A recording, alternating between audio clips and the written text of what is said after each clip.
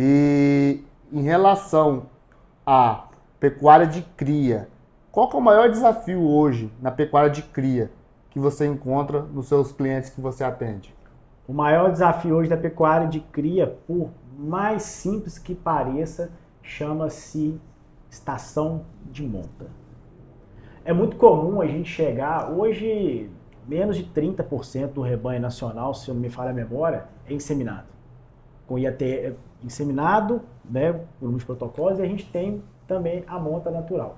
Só que isso ainda, por mais que seja assim, uma tecnologia antiga, não são todas as fazendas que fazem estação de monta. E eu costumo falar o seguinte, que estação de monta é uma sobrevivência para a pecuária de cria. Não tem como você tocar uma pecuária de cria sem estação de monta.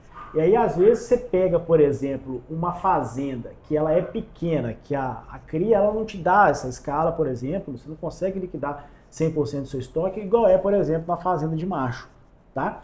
E aí, isso, uma coisa que já é a margem apertada, e aí, às vezes, você tem índices ruins está atrelado o quê? A falta de estação. E aí o negócio torna-se, inclusive, mais inviável ainda. A gente vai fazer uma série aqui dentro do nosso canal aqui, né, sobre esse desafio que a gente vai fazer, que é o desafio dele fazendo a recria em engorda de macho e fazendo a recria em engorda de fêmea, trazendo os números para vocês. Mas quero já dar, tocando nesse assunto, quero que o Diego, quero ver a opinião dele com relação a fazendas pequenas. Fazenda de 100 hectares, 150 hectares. É viável você tocar uma pecuária de cria, uma fazenda de 100 hectares? Eu conheço uma fazenda de 351 hectares de área efetiva, de área de pasto, que nela roda 4.500 cabeças por ano, ciclo completo. Então, a gente vê muito, né? Isso é uma discussão que virou comum na internet. Sim. Né? Não, é melhor isso, é melhor aquilo. A gente tem que entender o seguinte, tem que separar as duas coisas. O que é melhor financeiramente, né? O que é melhor na conta, no papel. Por quê? Porque o papel, ele, sim, todo mundo fala que ele aceita tudo, ele aceita. Mas a gente tem que entender que é igual quando você vai fazer, por exemplo, investimento. Qual que é o seu perfil? Qual que é o risco que você quer correr? Qual que é o risco que você quer correr? Porque se você quer correr risco baixo, você tem que ir para a cria. Se você é um pouco mais arrojado, aí você pode pensar uma recria de macho, você pode pensar numa terminação, você pode pensar num sistema mais intensivo.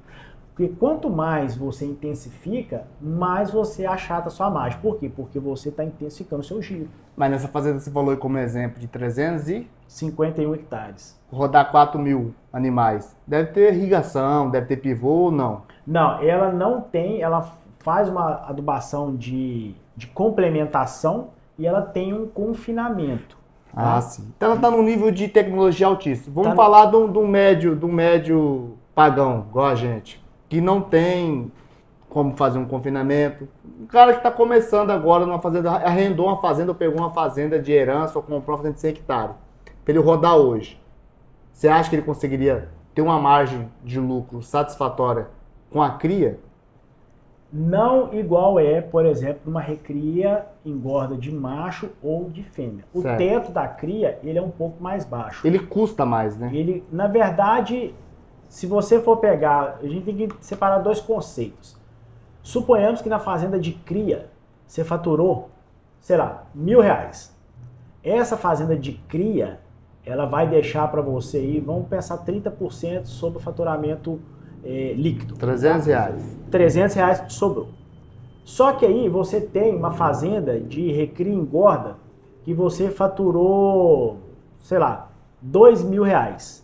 Só que desses R$2.000, você teve uma margem aí de, vamos falar, de 20%. Tá, R$400. Então a gente está falando de 400. Certo.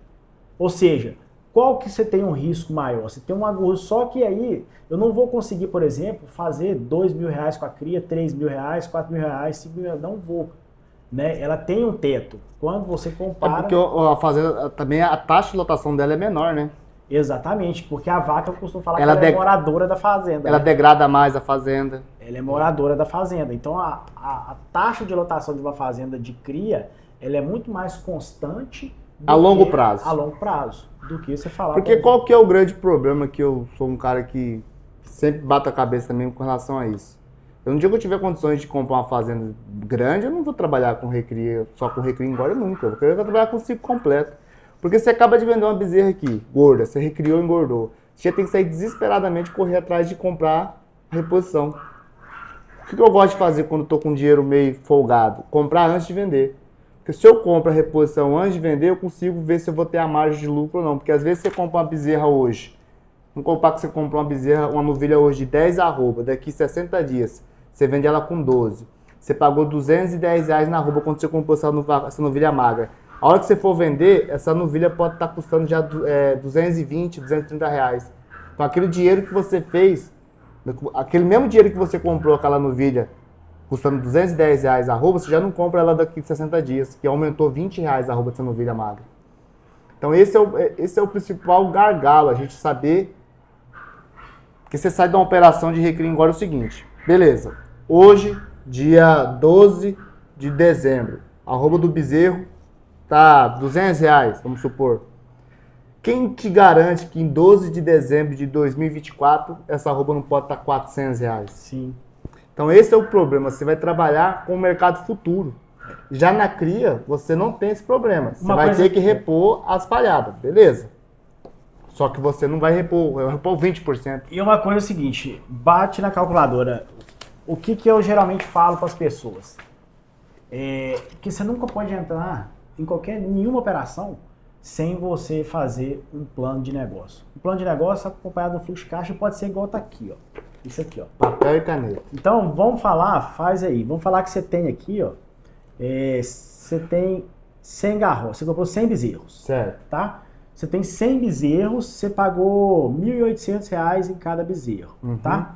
Então você tem aqui, eu paguei quanto? 1.800 vezes 100... 180 mil. 180 mil, tá? Aí o que acontece? Eu tô recriando esses bezerros, vou recriar eles, eu vou gastar aí durante 12 meses. 12 meses, vamos falar aqui de um custeio médio de R$75. 75 vezes 12 vezes 100. Trava aí. Deixa eu pôr minha cara feia aqui. 12 vezes 75 reais. Vezes 100 animais. 100 animais, né? Isso.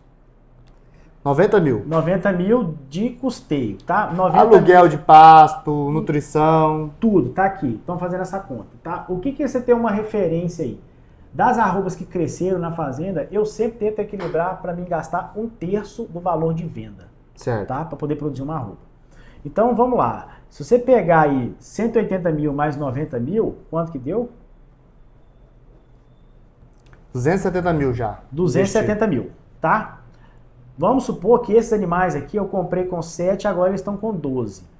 Tá, certo? Certo. Então ganharam 5 arrobas. Ganharam 5 arrobas. Suponhamos agora que você vai colocar esses animais, seja no confinamento, seja numa TIP, alguma coisa. O que está acontecendo? Eu estou tirando esses animais do pasto e eu estou colocando eles numa TIP ou confinamento. Ou no confinamento, tá?